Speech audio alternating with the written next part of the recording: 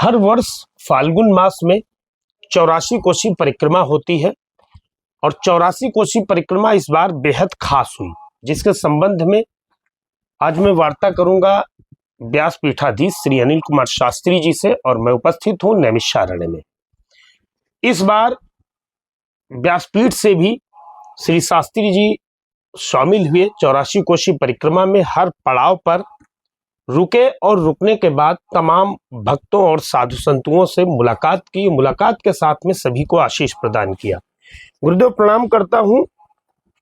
हमेशा जब भी 84 कोसी परिक्रमा होती थी तो आप नैमिषारण्य के चक्र तीर्थ पर जाकर के और सभी को प्रस्थान करने का आशीष प्रदान करते थे, और तमाम साधु संत 84 कोसी परिक्रमा में चले जाते थे। रामादल चलता रहता था, आप पुनः वापस आ जाते थे।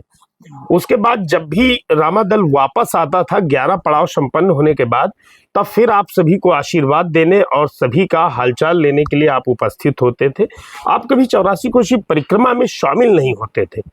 इस बार आप तमाम श्रद्धालुओं और संतों भक्तों के साथ में 84 कोसी परिक्रमा में शामिल हुए। क्या मन में आया कि आप 84 कोसी परिक्रमा में शामिल हुए? ये 84 कोसी परिक्रमा अनादिकाल से चली आ रही है। नैमिषारण्य में करोड़ों वर्ष व्यतीत हो गए इस परिक्रमा को होते हुए। अनेकों ऋषि मुनि साधु संत ये सब लोग यात्रा करते हैं, तो हमारे मन में भी ये जिज्ञासा हुई कि जो लोग हमारे घर आते हैं, हम तो यहाँ पैदा हुए हैं और यहाँ के ज्ञान विज्ञान से थोड़ा बहुत परिचित भी हैं, तो जो संत लोग आते हैं तो इनको क्या क्या असुविधाएं होती हैं, जो संत लोग आते हैं उनको क्या क्या जिज्ञासा रहती है, दूर देश से लोग आते हैं नैमिषारण्य में आकर के क्या क्या वो पूछते हैं, और यहाँ के तीर्थों के विषय में, नैमिषारण्य के विषय में जानने की जिज्ञासा रखते हैं। तो जो यहाँ संत लोग हैं, महापुरुष लोग आते हैं, वो उसके विषय में क्या क्या वर्णन करते हैं, तो ये हम जाया करते थे इसको जानकारी करने के लिए और सुनने के लिए, उनसे हालचाल पूछने के लिए। तो इस बार हमको ये लगा कि हमें यात्रा में जाना भी चाहिए, सम्मिलित होना चाहिए, और सम्मिलित होकर के जो नैमिषारण्य के प्रति तमाम प्रकारों से जो उसकी मूल महत्व को परिवर्तित किया जा रहा है, उसको हमें मूल रूप में स्थापित करना होगा।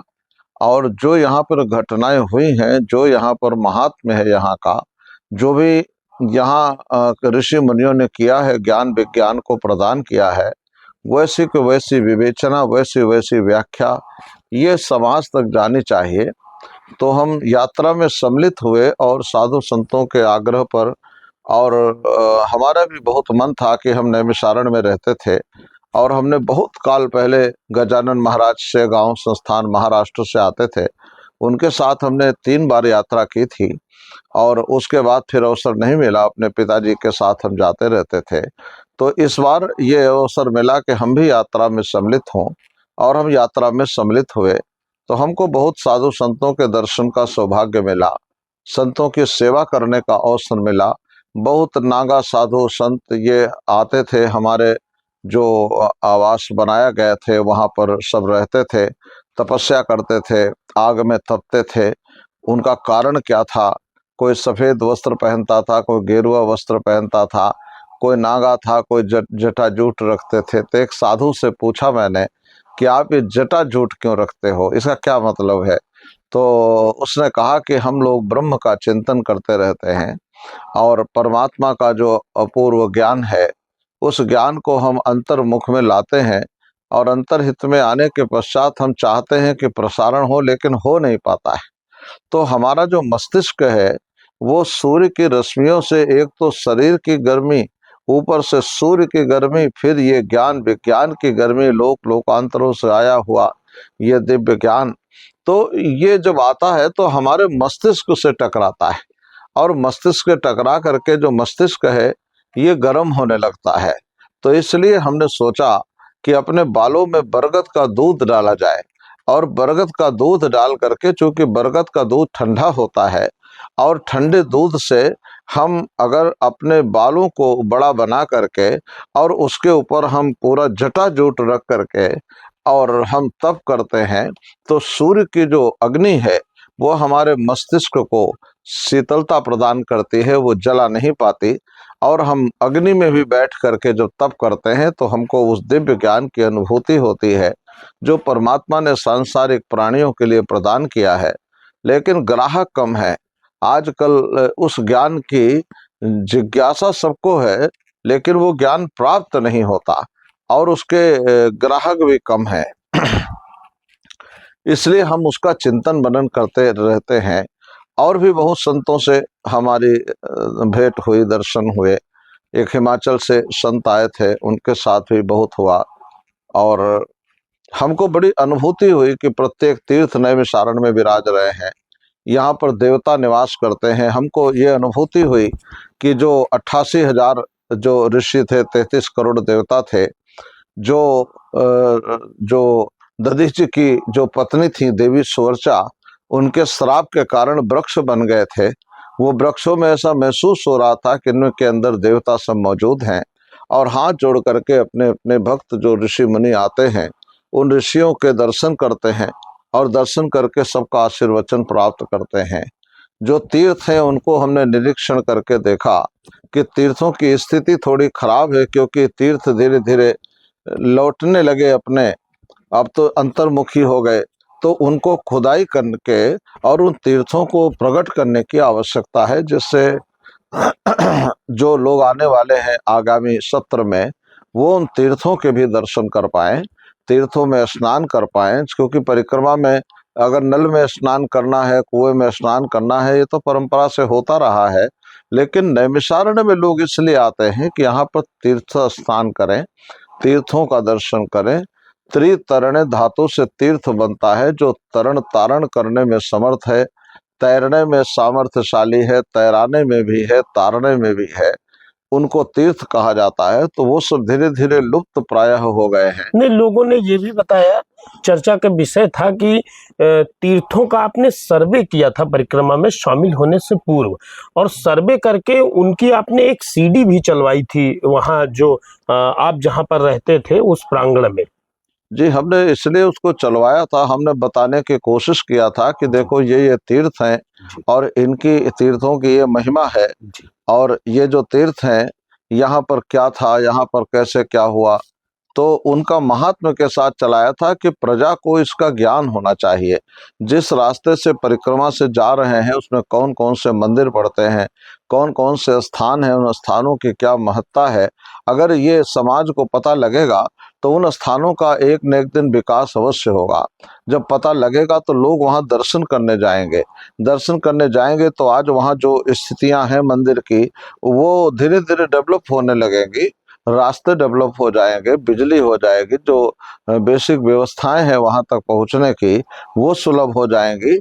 तो जो दर्शनार्थी आते हैं, परिक्रमार्थी आते हैं, तो वो सब उन स्थानों में जा करके उन देवताओं का दर्शन कर सकेंगे। इस बार बेहद खास रहा, आपके जो रथ थे जिन पर स्वयं भगवान भी सवार थे वो दर्शन का कारण बने, और फिर आपके साथ में जो भक्त थे और तमाम गाड़ियां, तमाम व्यवस्थाएं, ये अचानक कैसे ये मन में आया कि इतनी व्यवस्थाओं के साथ हम परिक्रमा कर सकते हैं, जबकि इसके लिए तो बहुत बड़ी तैयारी और बहुत पहले से।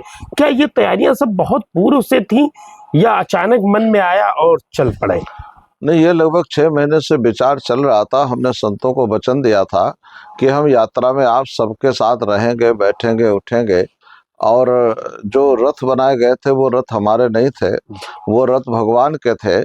एक भगवान राम का रथ था, और वो तो वैसे भी राजाधिराज थे, महाराजा थे, और महर्षि दधीचि थे, उनका भी रथ था, और भगवान वेद व्यास का था। तो ये 3 रथ इसलिए थे कि दधीचि ऋषि ने तो सर्वप्रथम परिक्रमा की थी, उसके बाद भगवान राम ने भी किया था रावण को मारने के पश्चात जब ब्रह्म हत्या का दोष लगा था, तो उनकी भी यात्रा चलती है। तो और भगवान वेद व्यास ने द्वापर में किया, तो 3 रथ तो कम से कम होना जरूरी था। और हम अभी कोशिश कर रहे हैं कि नैमिष नारायण भगवान का रथ भी जाना चाहिए, क्योंकि ये परिक्रमा नैमिषारण्य की है और नैमिषारण्य में सारे तीर्थ देवता आकर के वास करते हैं, तो और उनकी शक्ति संचित होती है। तो जहाँ पर नैमिषारण्य में जहाँ देवता लोग अपनी शक्ति को प्राप्त करते हैं, वो तो स्वतः नारायण है। नैमिषारण्य खुद ही नारायण है।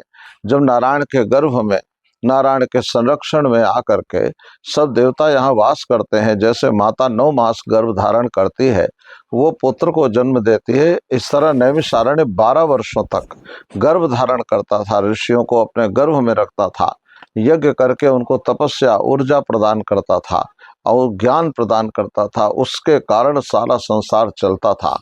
तो हम उस नैमिषारण्य की कल्पना करते हैं जहाँ देवताओं को ज्ञान मिला, जहाँ पर देवता लोगों ने तपस्या करके अपने को शक्तिशाली बनाया, जहाँ दान यज्ञ करके जो देवता शक्तिशाली बन सकते हैं।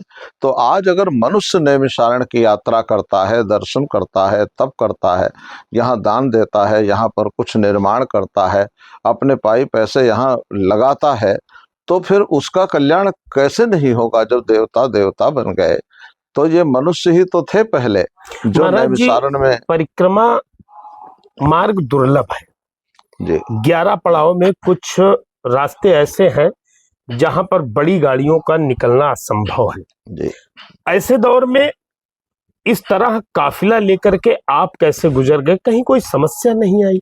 नहीं, समस्याएं तो बहुत आई। हरैया पड़ाव पर समस्या आई। हमने प्रशासन से ये अनुरोध भी किया था और सरकार से भी अनुरोध किया था कि जो परिक्रमा के रास्ते चलते हैं वो रास्तों में अतिक्रमण बहुत हो गया है, बहुत गांव वालों ने अपना वो बना लिया है, तो रथ सुगमता से नहीं निकल पा रहे। तो कम से कम इतनी रास्ता होनी चाहिए कि 2 गाड़ियां वहां से पास हो जाएं और यात्रा निष्कंटक चले।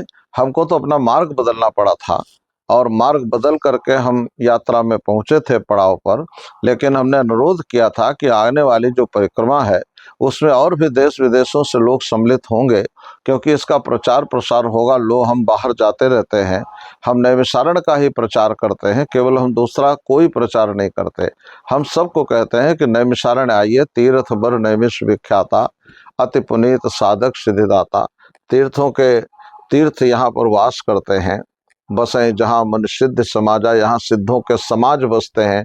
तो जो साधु संत सिद्धों के दर्शन करना चाहता है वो नैमिषारण्य में आए।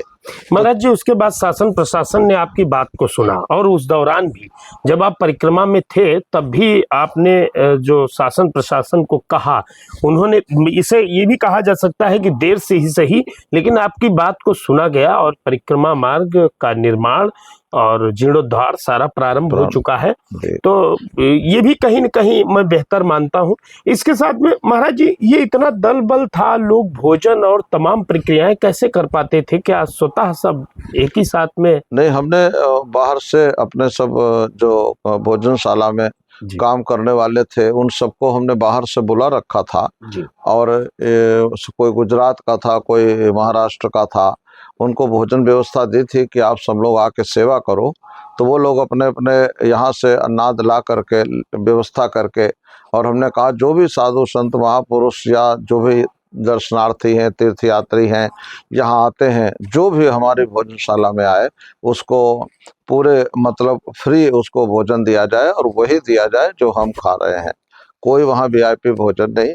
जो व्यवस्था बनेगी भोजनशाला में वो सबके लिए सुलभ होगी। तमाम लोग कह रहे थे कि आपका जो भोजनशाला वहां था उसमें तमाम आपके सहयोगी जो शासन प्रशासन से जुड़े हुए थे और तमाम बाहर के भक्त जो आपके साथ नहीं थे, आपके दर्शन के लिए आते थे, वो भी वहाँ भोजनशाला में भोजन करके ही जाते थे। तो बड़ी बेहतर व्यवस्थाएं थी।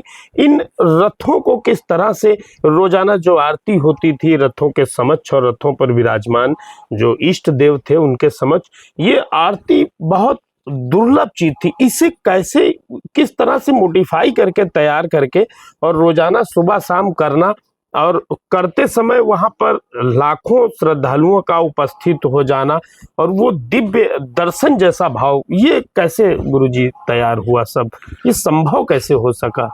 ये तो जब परिक्रमा कर रहे थे तो रथ थे, तो हमारी परंपराएं रही हैं कि जब रथ चलते हैं तो सायंकाल को और प्रातः काल में संध्या वंदन आरती होती है भगवान की, और सब लोग सूक्ष्म रूप से करते थे। तो हमने थोड़ा बृहत रूप से किया क्योंकि श्रद्धालु भारी मात्रा में थे।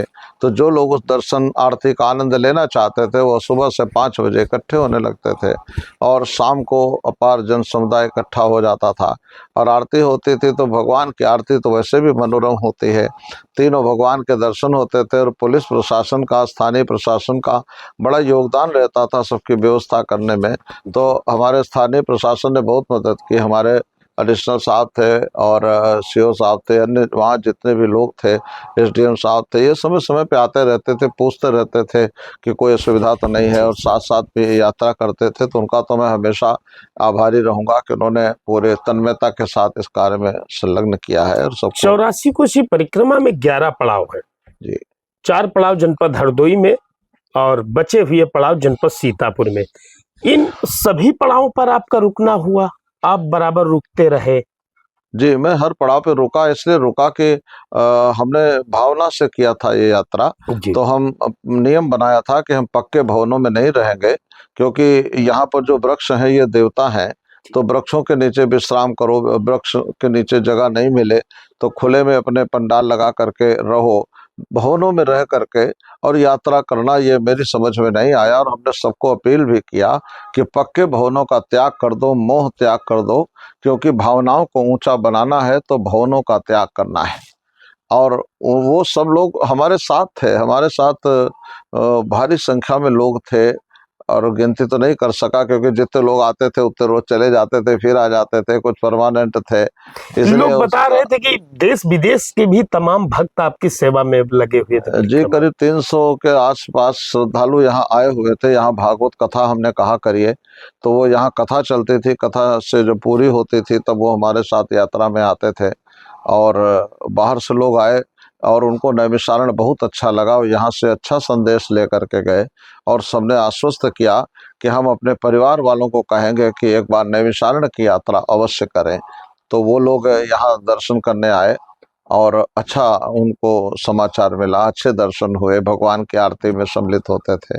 इतनी बड़ी व्यवस्थाएं करने के बाद 84 कोसी परिक्रमा में शामिल होना और शामिल होने के बाद तमाम व्यवस्थाओं को बनाए रखना, कोई भी अप्रिय घटना न हो, इन सब बातों का ध्यान रखना, और ध्यान रखते हुए 11 पड़ाव पर बराबर रुकना और सभी से मुलाकात करना, सभी को आशीर्वाद देना, अपने रथों के संचालन के साथ साथ में शाम की आरती और सुबह की आरती को भी करना, और लोगों के बीच बने रहना, मिलते जुलते रहना, और उसके बाद अंतिम पड़ाव के बाद परिक्रमा समाप्त हो जाना।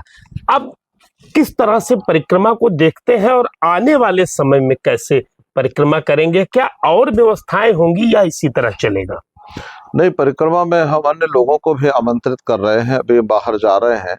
तो हम चाहते हैं कि नैमिषारण्य की परिक्रमा में किसी समय 25-30 लाख आदमी आता था, और वो धीरे धीरे कम हो गई। कहीं स्थान का अभाव है, रहने को जगह नहीं मिलती, लोगों ने घेराव कर लिया है। तो हम सरकार से अनुरोध करेंगे कि परिक्रमा की भूमि सुनिश्चित करना चाहिए, और सुनिश्चित करके कम से कम कुछ नहीं तो 1 लाख बीघे जमीन इकट्ठा करना चाहिए, और इकट्ठा करके और वो मेले के लिए रखना चाहिए, जिससे कितना बड़ा मेला, विश्व का सबसे बड़ा मेला है और सबसे बड़ा तीर्थ है, जहाँ 88,000 ऋषि, 33 करोड़ देवता, 3.5 करोड़ वास करते हैं। तो यहाँ पर लोग आए तो उनको रहने की सुविधा हो।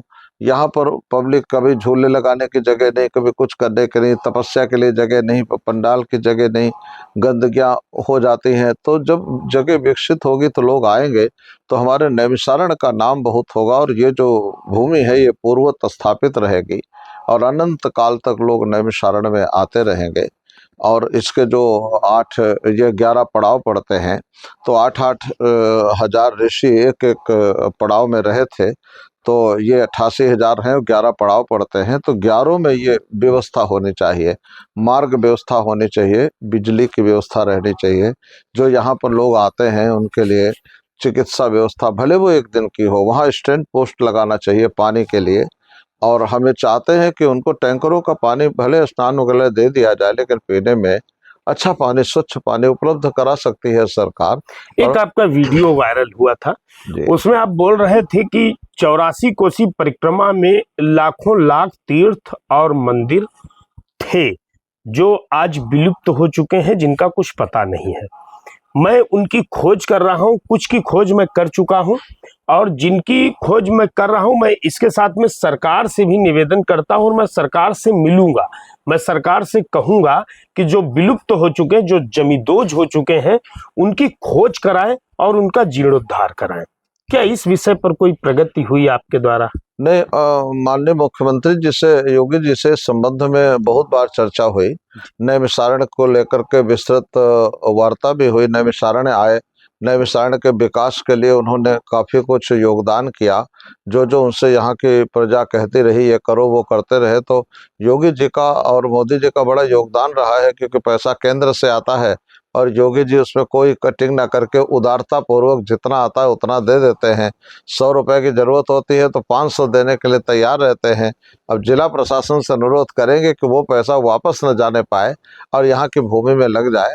तो सरकार का बड़ा योगदान है और मैं प्रसन्न रहता हूँ कि योगी जी ने काफी मेहनत किया। कई बार आए, हमारे आश्रम में भी 2 बार आ चुके। आ करके उन्होंने सब हाल चाल पूछा और जो जो यहाँ की समस्याएं हैं उनको व्यक्तिगत रूप से सुना। तो हमें ये पूरी आशा है कि नैमिषारण्य एक दिन पूर्वत अपने स्वरूप में आ जाएगा और जो यहाँ के स्थान हैं, जो यहाँ के मंदिर हैं, ये पुनः स्थापित हो जाएंगे। तीर्थों का खुदाव होगा, खुदाई कराने करके तीर्थ अपने पूर्व रूप में स्थित होंगे, ऐसी हमें आशा भी है और ऐसा मैं चाहता भी हूँ। और हमारे साथ साथ जो यहाँ ऋषि मुनि वास करते हैं, आते, सबकी इच्छा है कि हम अपने प्राचीन उन तीर्थों में ही स्नान करें, उन्हीं की सीढ़ियों पे सोएं, उन्हीं के किनारे वास करें, ऐसे सबकी इच्छा है। 84 कोसी परिक्रमा में इस बार शामिल हुए, आपके साथ जो लोग रहे, जो बाहर से आए, आपके दर्शन किए, या जो व्यवस्थाओं में लगे रहे, जो लोग नहीं आ पाए या जो सनातन को ही नहीं जानते या नैमिषारण्य को भी नहीं जानते, उन लोगों के विषय में क्या कहेंगे आप? नहीं, वो अगले यात्रा में सम्मिलित होंगे। हर साल ये यात्रा चलेगी। 5 साल तक यात्रा करने का भी मैंने मन बनाया है, संकल्प किया है कि 5 साल तक करेंगे। इसमें प्रचार करेंगे कि सभी लोग यहाँ आए और आकर के इसमें सम्मिलित हों। सम्मिलित होकर के यहाँ के जो दर्शन करेंगे तो लाना हमारा कार्य है। और ये भूमि में खुद ही इतनी शक्ति होगी, जब ब्रह्म मनोमय चक्र को ऊपर से नीचे खींच करके और चक्र तीर्थ बना दिया, तो जो बाहर से लोग आएंगे तो उनको भी खींच करके उनकी मनोवृत्ति और उनका हृदय यहाँ से असंतुष्ट होकर के नहीं जाएगा, ऐसी हमारी मान्यता है। तो 84 कोसी परिक्रमा में इस बार व्यासपीठ के प्रमुख श्री अनिल कुमार शास्त्री जी शामिल हुए थे और तमाम भक्तों के साथ, तमाम दल के साथ में, तमाम साधु संतों के साथ में शामिल हुए थे, जिन्हें इस बार 84 कोसी परिक्रमा की हकीकत बेहद करीब से नजर आई। और इस बार तमाम व्यवस्थाएं भी इनके द्वारा 84 कोसी परिक्रमा में की गई थी। तमाम साधु संत पिछले समय में जो शामिल हो रहे थे या हमेशा से शामिल होते चले आए, उनकी तरफ से क्या प्रतिक्रियाएं आपके लिए आई? तमाम मुलाकातें होती रहती थी आपसे? हमारी भेंट होती रहती थी, सब संतों से मिले समय समय पर और सबके हृदय में प्रसन्नता दिखी और सबने कहा कि शास्त्री जी आप यात्रा में आए, हमको बहुत प्रसन्न लगा, हम चाहते हैं हर बार आप आए और आकर के हमारे साथ रहेंगे तो प्रजा को, जो दर्शनार्थी हैं, इनको बहुत लाभ मिलेगा और ये कम से कम नैमिषारण्य के विषय में कुछ जान सकेंगे। आप फिल्म दिखा रहे हैं, नैमिषारण्य के विषय में लोगों को ज्ञान हो रहा है। लोग स्नान करके चले जाते थे, उनको नहीं पता रहता था। दधीच कुंड के जो महंत जी थे उन्होंने भी यही बात कही, यही पहला आश्रम के महंत उन्होंने कही, यही हमारे जो खाकी महाराज थे, संतोष दास जी खाकी परिक्रमा के सचिव होते हैं, उन्होंने और बहुत सारे संतों ने बहुत अपनी प्रसन्नता व्यक्त की और कहा कि हम सब लोग मिल करके इस यात्रा को और ऊंचा बनाएंगे, प्रचार प्रसार करेंगे। तो हम नैमिषारण्य का प्रचार प्रसार करते रहेंगे, सबको लाते रहेंगे। आगे ऋषि मुनियों की जो इच्छा है वही होगा। हुई है वह है जो राम रच राखा, कर्तव्य पालन ये हमारा धर्म है। हम अपना धर्म करते रहेंगे और आगे जो ऋषि मुनियों की इच्छा होगी वो पूर्ण होगा। बिल्कुल, बहुत सुंदर। इस बार जो शासन प्रशासन का सहयोग रहा, वो हरदोई जनपद का भी शासन प्रशासन रहा, सीतापुर का भी रहा, तो उन लोगों को क्या कहेंगे? इन सब लोगों ने पूरी भूमिका निभाई और बहुत शांतिपूर्वक, कोई दुर्घटना नहीं हुई। पहला परिक्रमा ऐसा था जहाँ पर कोई ऐसी भारी दुर्घटनाएं नहीं हुई, कुछ ऐसा नहीं हुआ कोई खो गया बड़ी जल्दी मिल गया, कोई बीमार नहीं हुआ, कोई ऐसी व्यवस्था सुनने को नहीं मिली। तो स्थानीय प्रशासन, चाहे पुलिस विभाग हो, स्वास्थ्य विभाग हो, हमने सबको धन्यवाद दिया। सबको हमने ये आशीर्वाद दिया कि आपकी इतनी तन्मयता से रात भर आप लोग जगते थे, दौड़ते थे। 2-2 बजे रात को एसपी साहब आते थे और ये पूछने के लिए कि कहीं कोई दिक्कत तो नहीं है, कहीं कोई अशांति तो नहीं है। तो फायर ब्रिगेड वाले अपना कार्य कर रहे थे, उनकी सेवा नहीं ली गई क्योंकि फायर ब्रिगेड की सेवा नहीं मिली, और हम चाहते हैं कि वो बरकरार रहे और उनकी सेवा किसी को न लेनी पड़े, क्योंकि भगवान सब प्रसन्न थे। को क्रोधित होते तो कुछ करते, तो सब ने बड़ी बड़ी शांति की, बहुत मेहनत किया। तो सबके लिए हम आभार व्यक्त करते हैं कि इस परिक्रमा में दोनों जिलों के माननीय जिलाधिकारी महोदय, माननीय कप्तान साहब और जो सीओ साहब और जो एसडीएम थे, एडीएम साहब थे, ये सब लोगों ने पूरी तन्मयता के साथ इसमें पूरा सपोर्ट किया है, तभी ये यात्रा बहुत अच्छी तरीके से संपन्न हो पाई। तो आपका कहना है कि जो कमियां रह गई हैं उन कमियों को आने वाले वर्ष तक दूर किया जाएगा, उसके लिए भी आपके द्वारा प्रयास किए जा रहे हैं। और जो लोग आए, जिन्होंने सहयोग किया, उनको भी धन्यवाद। और जो लोग आने वाले हैं अगले वर्ष फाल्गुन मास में, उनके लिए भी आपकी ओर से धन्यवाद है। और जो तीर्थों की बात चली कि तीर्थ जो जीर्ण शीर्ण हो गए हैं या जो गुम हो गए हैं, जो गायब हो गए हैं, उनके भी जीर्णोद्धार और उनको ढूंढे जाने, उनकी खोज किए जाने के प्रयास किए जाते रहेंगे। जानकारी के लिए और आपको भी बहुत बहुत धन्यवाद। आपने इतनी मेहनत करके सारे तीर्थों को दिखाया है, और दिखाने के बाद आपने अपने चैनल के माध्यम से इतना प्रचार प्रसार किया है कि प्रचार प्रसार होते होते लाखों व्यक्ति इस अपूर्व दर्शनों को प्राप्त कर पाए घर बैठे। तो आपको भी हम आशीर्वाद और बधाई के पात्र हैं। आपको भी आशीर्वाद देते हैं कि इसी तरह सेवा में तन्मय रहें, और अगले आने वाले सत्र में फिर आप पूरी तन्मयता के साथ इस कार्यक्रम को और दिखाएं, जिससे और भी संसार के लोग इस परिक्रमा से जुड़ सकें। तो आने वाले समय में 2025 के फाल्गुन मास, 2026 के फाल्गुन मास, चूंकि 2025 के फाल्गुन मास में 84 कोसी परिक्रमा समाप्त हो चुकी है, जो वास्तव में दर्शन के योग्य थी। और जो भाग्य वाले लोग थे, जो भक्त थे, उन्होंने दर्शन भी किया। अब 2026 की परिक्रमा और विशाल होने वाली है, जिसके लिए आप सब तैयार रहें। और व्यासपीठ के प्रमुख आप सभी को आशीष देने के लिए सदैव तत्पर हैं।